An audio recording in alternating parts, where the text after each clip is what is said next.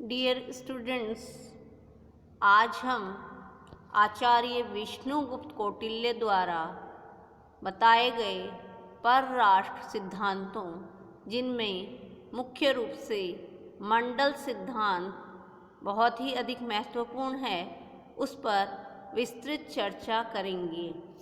जो कौटिल्य ने मंडल सिद्धांत दिया है, वह कौटिल्य का एक तरीके से हम देख सकते हैं कि अंतर्राष्ट्रीय संबंध के बारे में, यानी दूसरे राज्यों से संबंध बनाते समय किन सिद्धांतों का ध्यान रखना चाहिए, वह कौटिल्य ने मंडल सिद्धांत में उसका विस्तृत वर्णन किया है। कौटिल्य का इस रूप में महत्वपूर्ण स्थान तो है ही कि उसने आंतरिक प्रशासन से संबंधित विभिन्न सिद्धांत बताए हैं, शासन की कला बताई है। इतना ही नहीं, वरन कौटिल्य ने अपनी अर्थशास्त्र में उन सिद्धांतों का भी वर्णन किया है जिनका एक राज्य दूसरे राज्यों से संबंध स्थापित करते समय ध्यान रखता है, या जिनका ध्यान रखा जाना चाहिए। अर्थशास्त्र में कौटिल्य ने विदेशों में राजदूत और गुप्तचर रखने पर भी बल दिया है, और इस दृष्टि से कौटिल्य प्राचीन विचारकों में प्लेटो और अरस्तु, जो कि पश्चिमी राजनीतिक विचारक हैं, उनसे भी कहीं आगे है। कौटिल्य ने अपने मंडल सिद्धांत में बताया है कि अनेक राज्यों का एक मंडल होता है। अनेक राज्यों में उन्होंने मुख्य रूप से 12 राज्य बताए हैं कि 12 राज्यों का समूह एक मंडल होता है, और मंडल का जो केंद्र होता है उसमें विजिगीषु राजा होता है। विजिगीषु नाम से ही स्पष्ट है, विजय की इच्छा रखने वाला राजा, या जिसकी अपनी भूमि को निरंतर विस्तार करने की इच्छा है, निरंतर विजय प्राप्त करने की इच्छा है, वह है विजिगीषु राजा, जो कि राज्यों के मंडल सिद्धांत के केंद्र में है। और कौटिल्य ने अपनी अर्थशास्त्र में यह स्वीकार किया है कि मंडल के केंद्र में एक विजिगीषु राजा होता है, जो कि पड़ोसी राज्यों को जीतकर अपने राज्य में मिलाने के लिए प्रयत्नशील होता है। और कौटिल्य की यह भी मान्यता है कि एक राजा का जो पड़ोसी राजा होता है या पड़ोसी राज्य होता है, वह स्वाभाविक रूप से उसका शत्रु होता है, यानी जो पड़ोसी राज्य है वह शत्रु, और पड़ोसी का जो पड़ोसी है वह मित्र। इसी तरीके से जो सामने का हिस्सा है विजिगीषु, उसमें भी 5 राज्य होते हैं, जैसे अरि यानी शत्रु। फिर अरि के बाद जो राज्य आएगा, अरि का अर्थ है शत्रु, और अरि के बाद में जो राज्य आएगा वह मित्र होगा। और उसके पश्चात जो आएगा वह अरि का मित्र होगा। अरि का मित्र, यह अरि का मित्र होगा। और उसके पश्चात जो आएगा वह अरि मित्र का शत्रु होगा। इस प्रकार, और उसके आगे अरि के मित्र का मित्र, अरि मित्र। तो इस प्रकार विजिगीषु के सामने के भाग में 5 राज्य बताए गए हैं, जो कि अरि यानी शत्रु। अरि क्या होता है? शत्रु।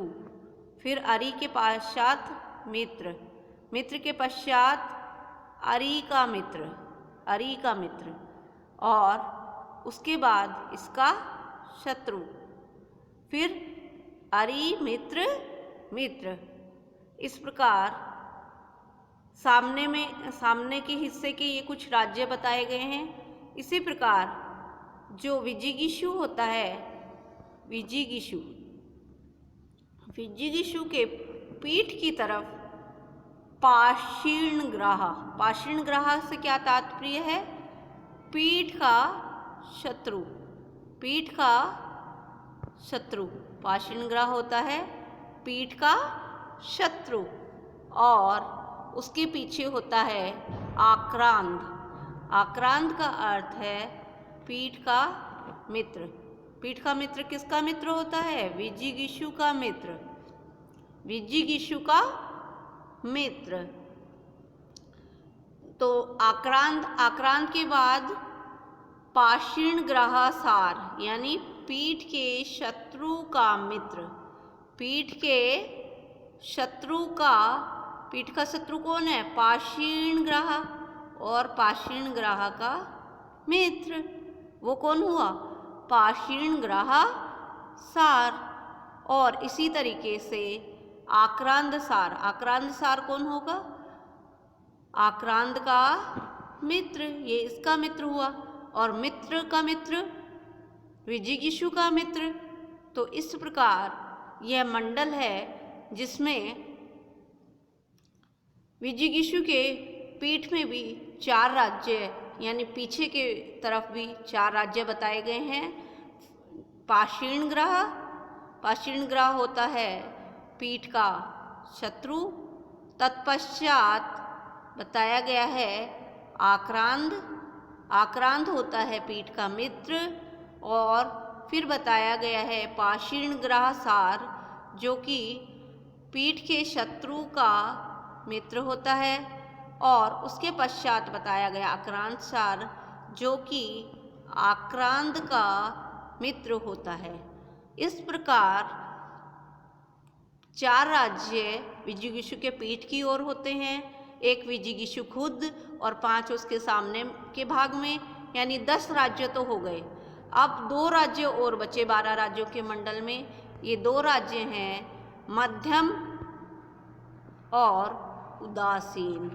इस प्रकार 12 राज्यों के समूह को कौटिल्य ने मंडल कहा है। और मंडल में जो ये मध्यम और उदासीन बताए गए हैं, मध्यम जो राज्य है वो एक ऐसा राज्य है जिसका प्रदेश विजिगीषु तथा अरि राज्य दोनों की सीमा से लगा हुआ है। विजिगीषु तथा अरि दोनों की सीमा से लगा हुआ है। ये आप देखिए मध्यम राज्य है, मध्यम है, ये है। और किसकी सीमा लगी हुई है? विजिगीषु की भी और अरि की भी। तो ये दोनों की सीमा से लगा हुआ होता है। मध्यम राज्य जो होता है वो दोनों, चाहे वे परस्पर मित्र हों या शत्रु हों, सहायता करने में समर्थ होता है और आवश्यक होने पर दोनों का अलग अलग मुकाबला कर सकता है। अब हम चर्चा करते हैं उदासीन राज्य की। उदासीन राज्य आप देखिए मंडल सिद्धांत का जो ये डायग्राम बना हुआ है इसमें ये उदासीन राज्य है।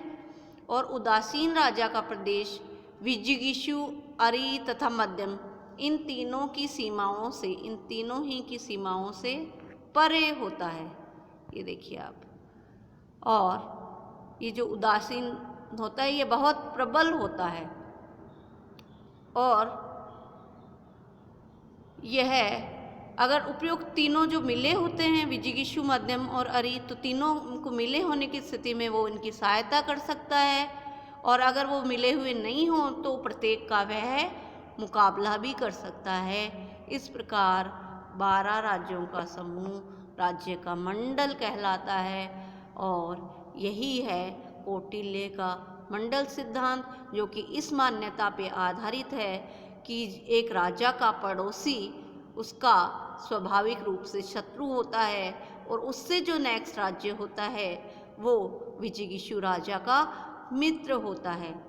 मंडल सिद्धांत के आधार पर कौटिल्य ने इस बात का निर्देश दिया है कि एक विशेष राज्य के कौन कौन से राज्य तो मित्र हो सकते हैं और कौन कौन से राज्य उसके शत्रु हो सकते हैं। और इस मंडल सिद्धांत को ध्यान में रखते हुए ही राजा को अपनी नीति और अपनी योजना बनानी चाहिए। आज के परिप्रेक्ष्य में भी हम देखें तो कौटिल्य द्वारा प्रतिपादित मंडल सिद्धांत आंशिक रूप से ठीक है।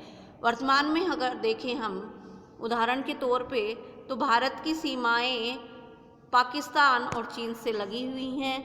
तो जो सीमाएं लगी हुई हैं तो हम देखें कि चीन और पाकिस्तान भारत के शत्रु भी बने हुए हैं। और इसी प्रकार अगर हम भारत, पाकिस्तान और अफ़गानिस्तान के पारस्परिक संबंधों को देखें तो वो भी मंडल सिद्धांत के आधार पर समझे जा सकते हैं। इस प्रकार कौटिल्य